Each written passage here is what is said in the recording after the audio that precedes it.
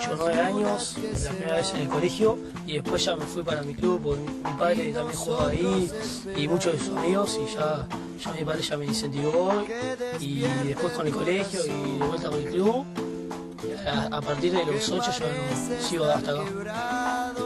Sí, recuerdo bastantes. La última que tuve fue el año pasado, la final del campeonato de 19 acá en Icharrúa, que terminamos ganando casi en la hora con una patada impresionante y fue una felicidad muy grande. Es cuestión de nada más querer hacerlo y poder...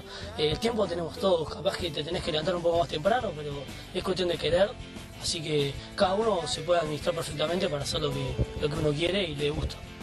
Creo que el deporte es muy importante para poder estudiar. Uno que no hace deporte se le complica mucho. El deporte te abre la cabeza, te deja descansar y es una cosa que te incentiva a tener logros y te genera amigos. Es una cosa muy importante en la vida.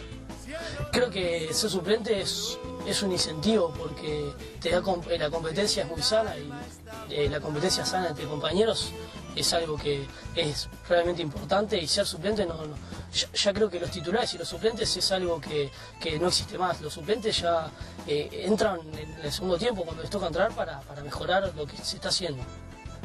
En realidad sí, tiene sacrificios, todo. La vida hay que hacer muchos sacrificios. Sí, a veces no podés salir un día, pero yo creo que eso te incentiva a que capaz que tus amigos que salen o que toman o que eso te arranca a veces. Creo que el deporte, levantarse temprano, vas con tus amigos y luego cuando te toca salir, que no son tantas veces, creo que lo disfrutás mucho más.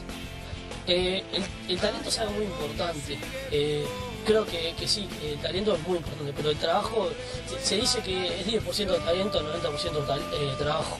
Así que el trabajo es algo que uno no puede jugar rugby, no puede hacer ningún deporte si no se concentra y hace ejercicio, y no solamente físico sino también mental, y es muy importante el trabajo.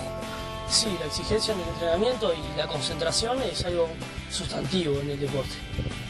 Les diría que se animen, que se arrimen, que el rugby es un deporte de amigos con muchos valores, y que el rugby te da muchos compañeros, te da muchos amigos en la vida, y aparte no tiene nada que ver el físico que tengas o el tiempo que tengas o acá, te abrimos las puertas para que venga el que quiera.